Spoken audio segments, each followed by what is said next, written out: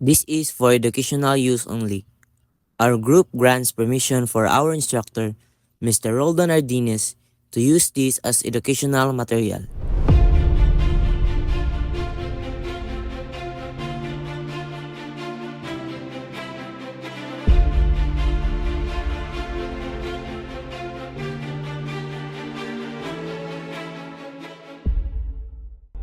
Good day everyone. Our group will be presenting about global population and demography, focusing on the theory of demographic transition and how it affects global population trends. So before we go into the theory itself, we'll first understand what population and demography mean, how they are related, and why studying them is so important in our world today. So first and foremost, population is one of the most vital aspects of human existence. It affects everything: our economy, environment, and even politics. Understanding how and why population change helps us prepare for future challenges like overpopulation, food shortages, or aging societies. So let's begin by defining our key terms. Let's start with the term population. Population refers to the total of number of people living in a specific area or region at a given time. For example, as of 2025, the world's population has reached more than 8 billion people, with countries like China or India being the most populated. Population can be studied by size, density, and distribution, meaning we can look at how many people live in one place, how crowded it is, and how they are spread out. Meanwhile, demography is the scientific study of human populations, focusing on aspects such as birth rates, death rates, age structure, migration, and population growth. Demography helps researchers, economists, and governments understand how populations behave and change over time. It answers questions like, why are some countries growing rapidly while others are shrinking? How do migration and fertility affect a country's future? What happens when the elderly population grows faster than the young? So in short, demography is not just about counting people. It's about studying the patterns, causes, and consequences of population change. So, let's proceed. The population and demography are about understanding human society through numbers and trends. So, population and demography, they help us predict the future changes and plans for sustainable development. For example, if demographers notice that a country's birth rate is declining, it could mean that in the future, there might be fewer workers to support the economy. On the other hand, a high population growth rate might cause overcrowding, unemployment, and environmental degradation. So, demography also studies population's compositions, the distribution of people by age, gender, occupation, and education. So, this information is essential for making national plans like building controls, schools, hospitals, and transformation system.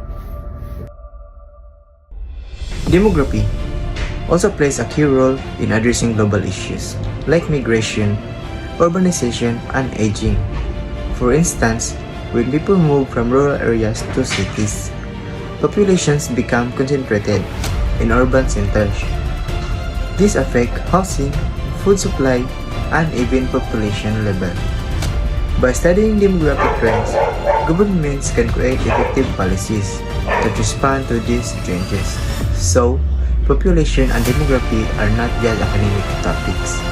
They are essential tools for decision-making and sustainable growth. Transition to the main topic, the theory of demography transition. Now that we understand what population and demography means, let's move to the heart of our topic, the theory of demographic transition.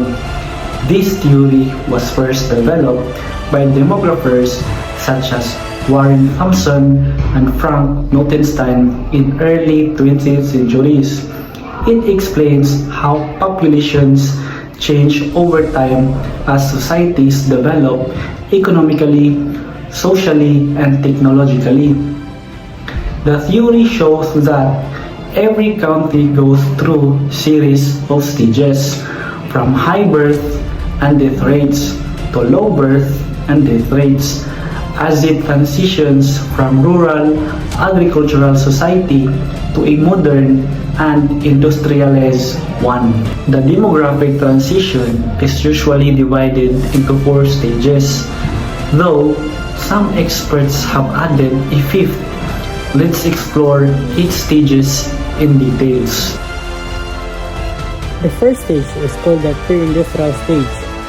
In this stage, both birth rates and death rates are very high. This happens because there is limited access to healthcare, poor sanitation, and frequent outbreaks of disease.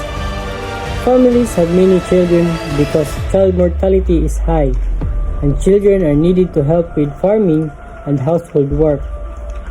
However, since both births and death rates are high, the population grows very slowly or remains stable.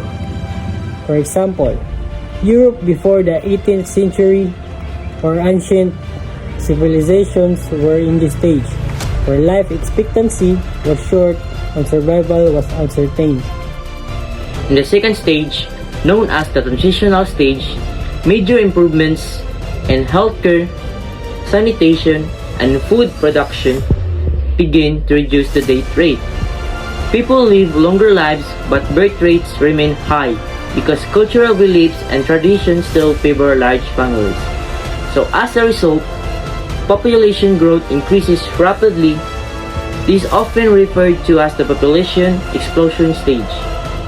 Many developing countries like parts of Africa and South Asia experienced this phase during the mid-20th century, when medical advances lowered death rates but birth rates stayed high.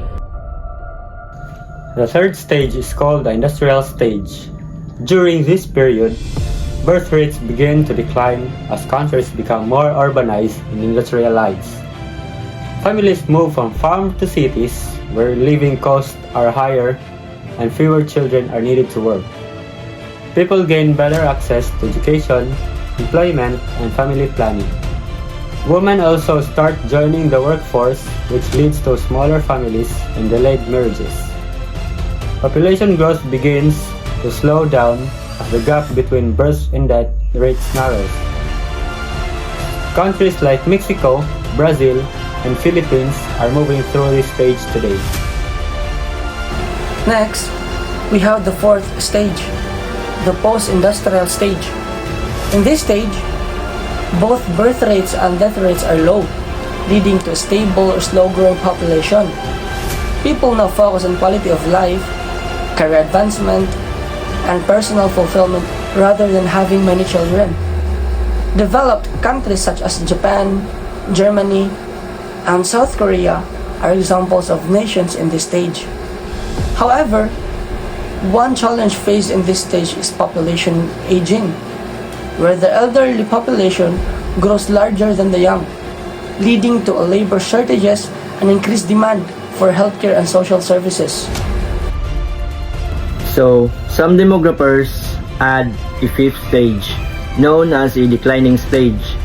So, here our birth rates drop below death rates, causing the total population to shrink over the time. So, this happens when couple choose to have fewer or no children, often due to high living costs, career priorities, and lifestyle changes. So countries like Japan, Italy, and some sort of Eastern Europe are already experiencing these trends. So this decline creates economic challenges, fewer workers, slower economic growth, and an increased burden of a younger generation to support the elderly. How the TORV affects global population. The demographic transition theory helps us understand why population growth differs across the world. Developed countries have already passed through most of the stages, while many developing countries are still in stage 2 or 3, where growth is rapid. These countries a global balance. Some regions are struggling with overpopulation while others facing population decline. For instance, Africa's population is growing rapidly, putting pressure on education, food supply, and healthcare. Meanwhile, Europe and East Asia are facing labor shortage due to declining birth rates. Understanding the demographic transition helps governments and organizations plan for the future. It helps identify what policies are needed, whether it's promoting family planning, improving education, and supporting aging populations. Say for example, in a countries with a rapid growth, family planning and education programs are important.